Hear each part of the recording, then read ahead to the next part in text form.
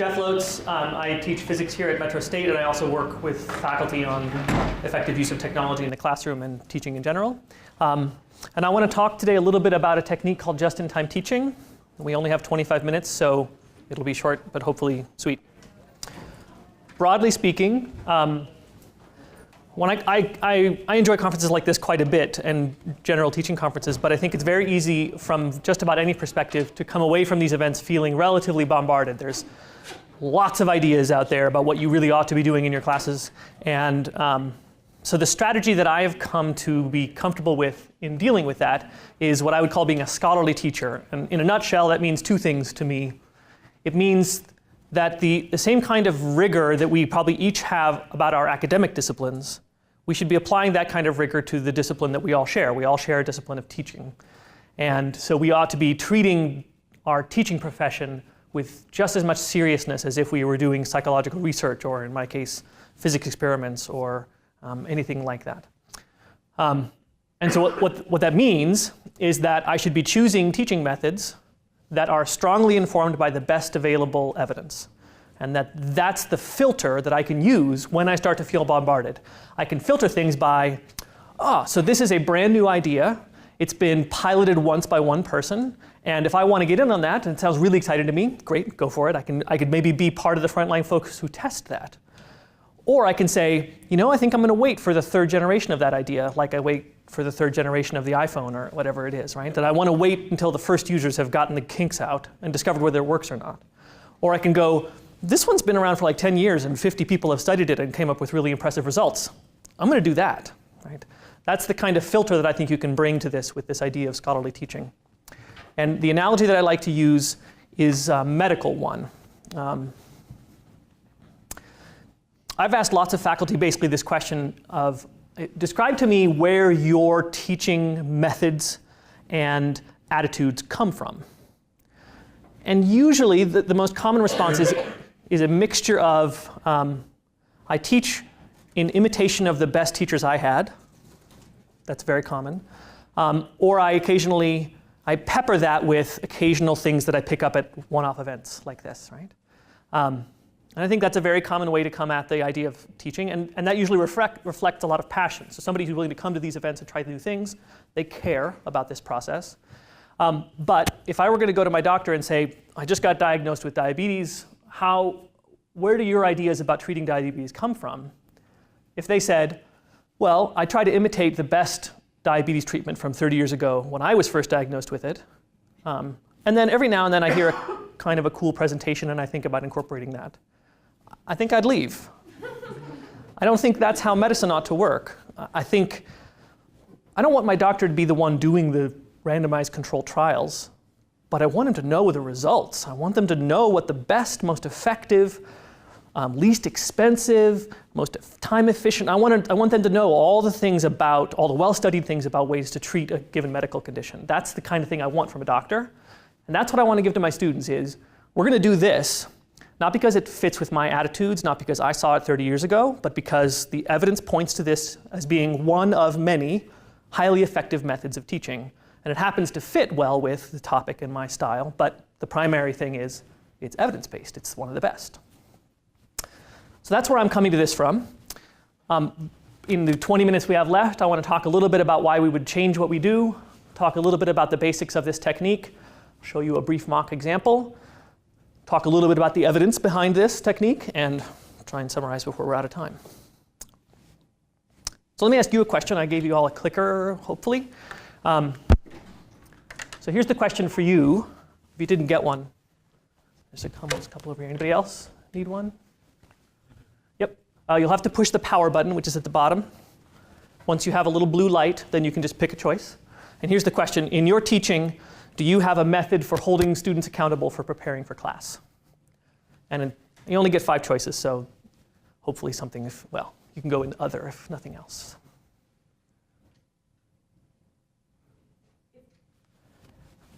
There's no right answer.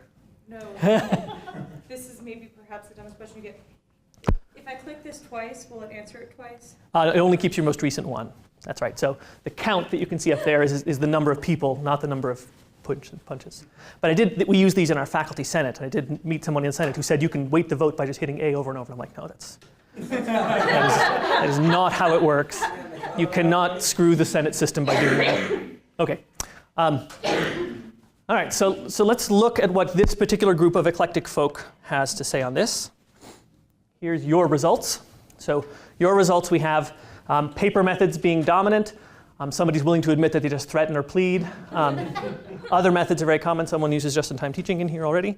I can say this, having asked this question many, many times from about 200 other people, here's roughly the distribution. And it's actually awfully similar to what we got here.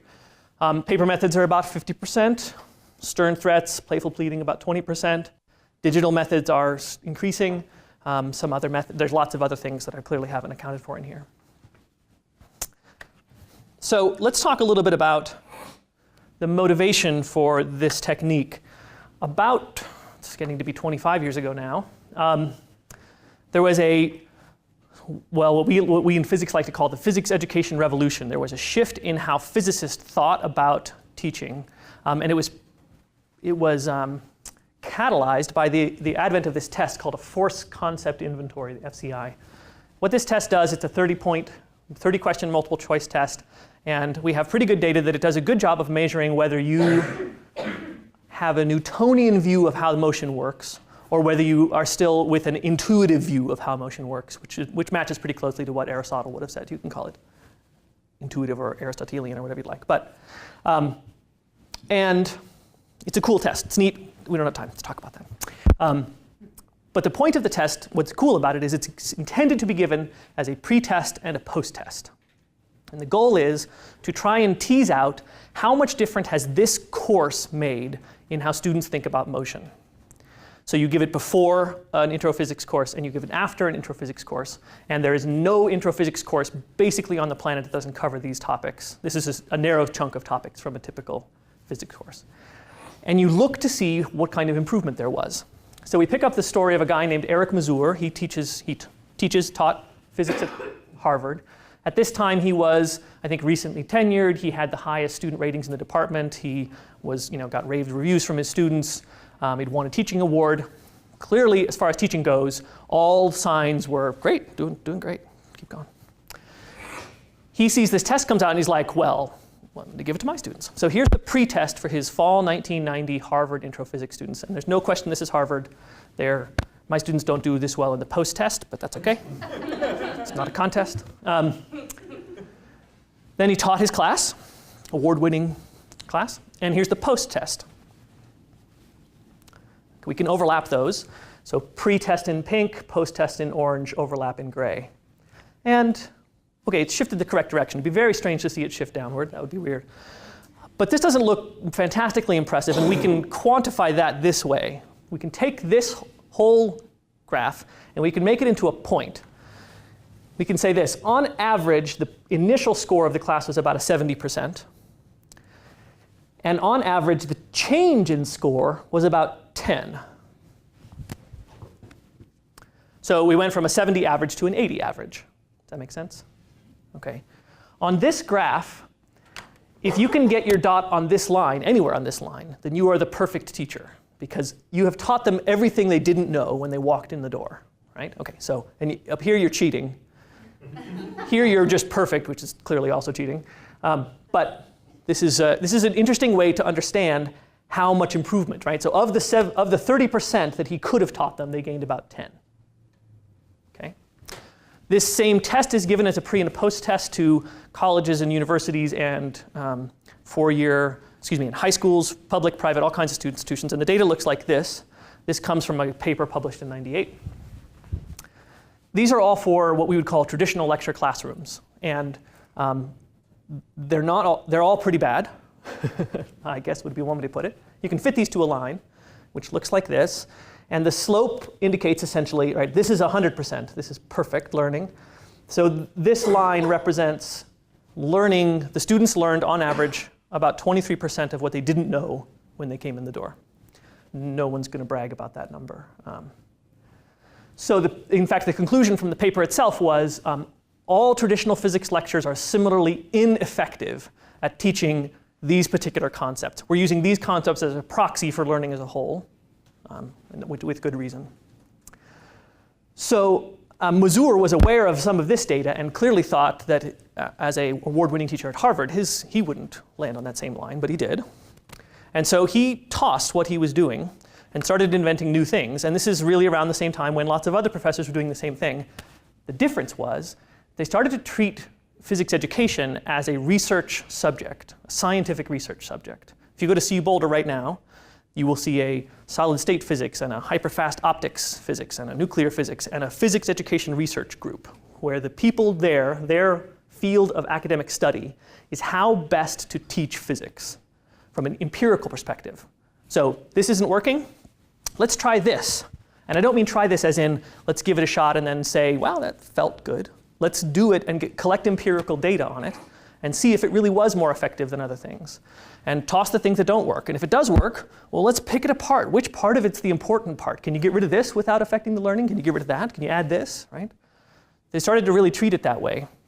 So this is the physics education revolution, and you can find these physics education research groups all over the country these days. And so there's been about 25 years now of results from these groups yielding highly effective, evidence-based ways to teach physics.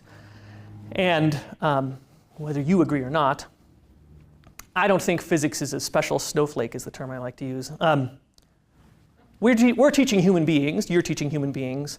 It's not that different. And so among the many different techniques that came out of this, there are some of them that are very, very widely applicable. They're not particularly unique to physics, they're unique to teaching.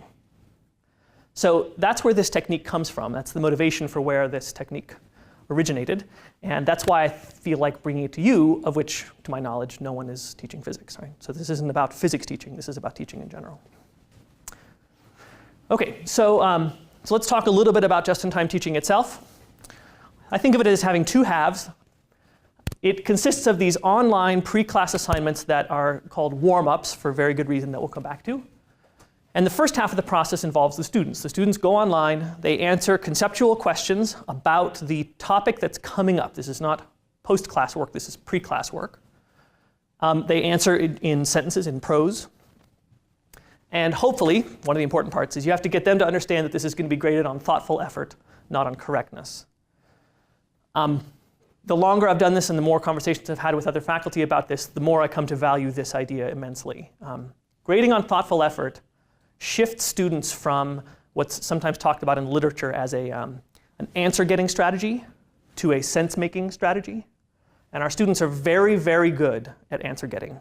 They have been trained for their entire educational career to get answers. That's what the goal is, get answers. And with rare exception, they've been really forced to do, what did I call the other one? They're getting meaning, lost it, sorry, that was strange.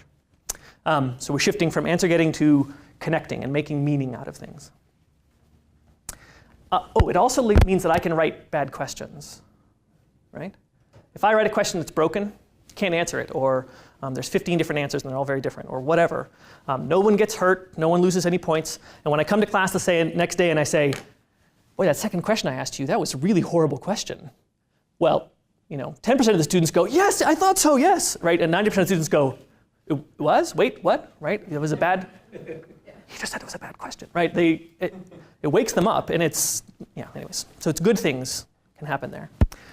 The real value in this, so far this is to some extent a slightly elaborate reading quiz. And that's only a small portion of the goal of just-in-time teaching. So the second part of this is what you as the instructor do. You go through and read these responses just in time, between when the students submit them and class. So for example, my students do these by 10 p.m. the night before class, the day before. So I have until whenever the next day to find some time to get in there and read some of these to get an idea of what's going on in their head. I get to then modify what's going to happen in class on the day of based on what was hard for them, what did they find easy, what did they ask for clarification on. And I get to close a feedback loop. I asked them questions, they answered questions, and I come back to class and I close the loop and I said, some of you said things like this, which is really understandable, but reflects a core misconception about this particular aspect of physics. Or I can say, some of you said this, and I couldn't have said it better myself. This is a really nice description of what's going on.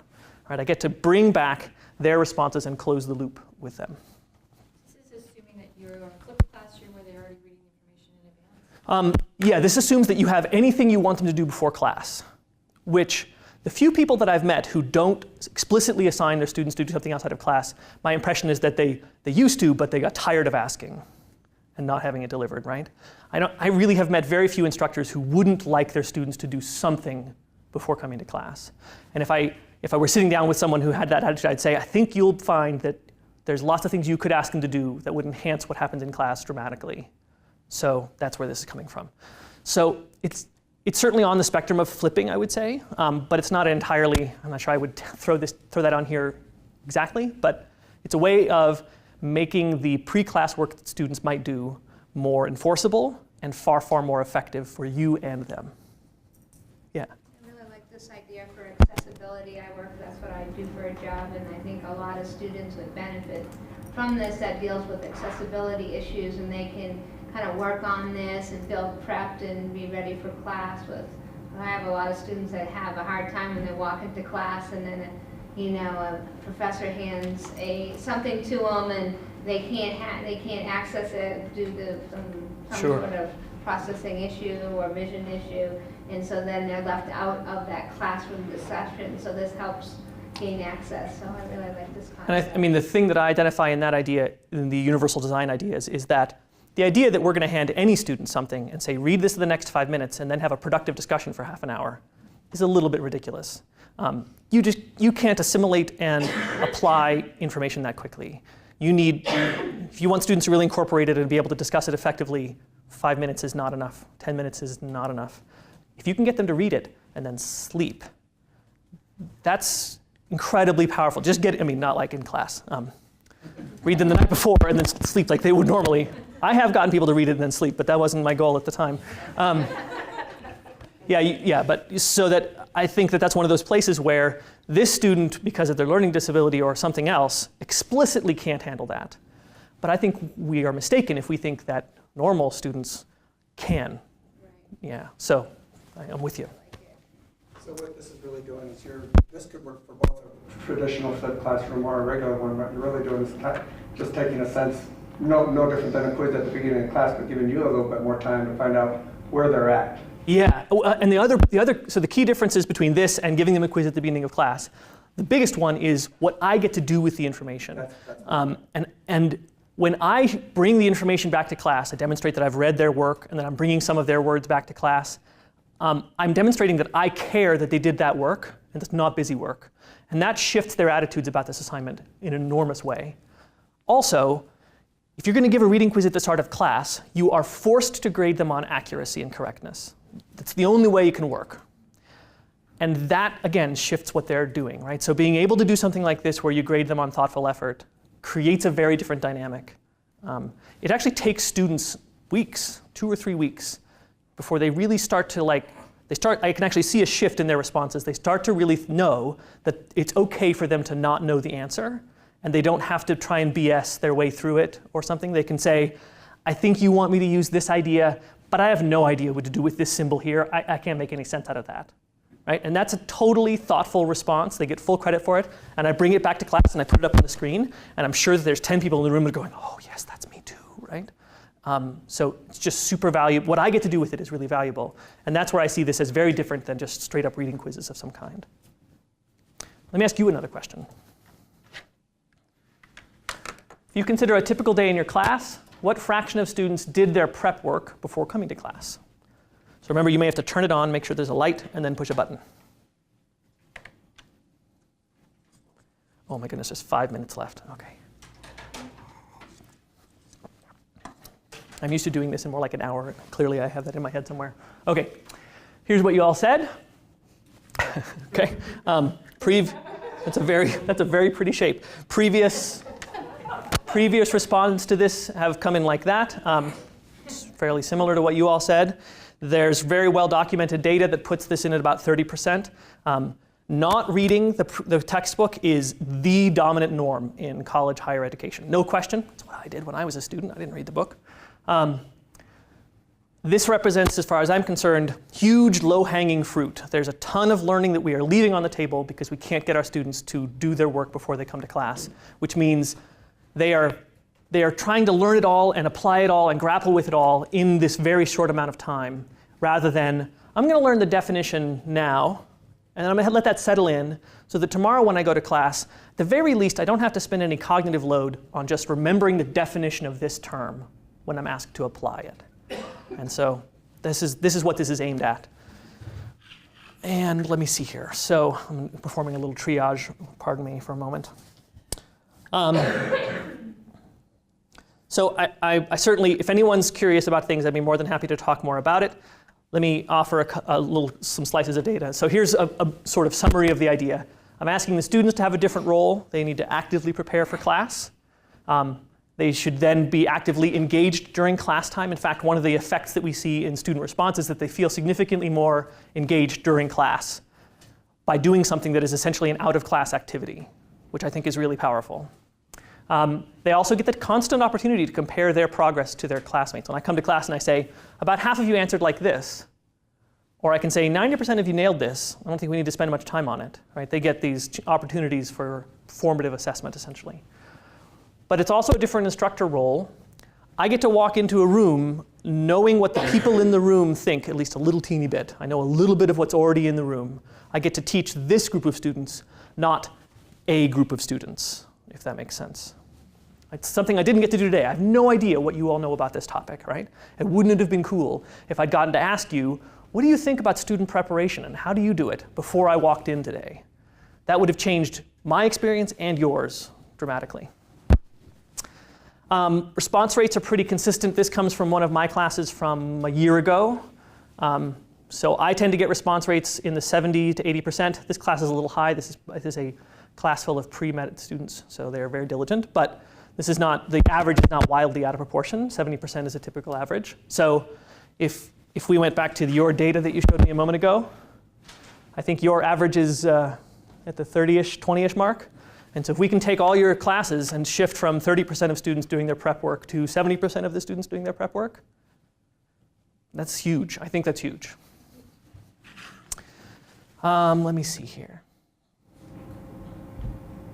Are all of them together worth 10% of the grade or each individual? All of them together. Yep. Yeah. No. Yeah. Doesn't go well. Yeah. Yes. So my classes have 480% that you can get in the class. No. Everyone gets an A. Yeah. No, I'm totally kidding. So let me sum up a little bit. I'm sorry I didn't get to talk more about the evidence because that's the passion that I have and that's what you should have walked away with here. So my apologies for not mistiming this. But there have been lots of studies of this ranging from pretty big and robust to relatively small case studies, but in lots of different disciplines and all over the place. Very consistent findings in terms of increased content knowledge, better student prep. Students use their out-of-class time in a more effective and more efficient manner. You actually get more increased attendance and engagement during class, and we get improvements in affective measures in terms of they like the topic, they like the discipline, those kinds of things. So I will summarize it, and we'll be on time here. I would say that just-in-time teaching may be among the easiest research-based teaching strategies that you can apply and fit into nearly any teaching style, because there's a little bit of what I'm talking about that takes place in the classroom, and it's crucial that you have to do that closing of the loop in the classroom. But you can do that in the context of an entirely discussion-based class. You can do that in the context of a laboratory. You can do that in the context of a class that relies on, that's a big class with clickers or things, right? There's lots of ways to incorporate this into nearly any teaching style, and that's one of the reasons I think it's so powerful. From an evidence-based perspective, this addresses some areas that are often neglected by traditional teaching methods. Do be aware that when you ask students what they think and what they know about topics beforehand, they won't perfectly meet your standards. You will discover that you're walking into class thinking, I was totally ready to talk to these students as if they were here, but those things that I just read indicate that actually most of them are kind of here. I think I can't just pretend blissfully that they're at this level and go with what I would have done in class today. I think I need to meet them where they are and slow down a little or backtrack or pick up that prereq that I thought they totally nailed, but apparently not quite. So, but I'm not sure we can be effective teachers if we don't know where our students are at some level, right? Even if we tend to fool ourselves a little. All right, so I will leave it there. If you want to write down a nugget that you might have taken away from today, please do. If you'd like to get in touch with me, these slides, including the ones that I had to skip, will be online in a little while at this address. Please get in touch. And by the way, in the slides, there's a very tiny text page that has references if you want to see more references and things like that. So, yeah, good. Thanks very much for your time. Yeah.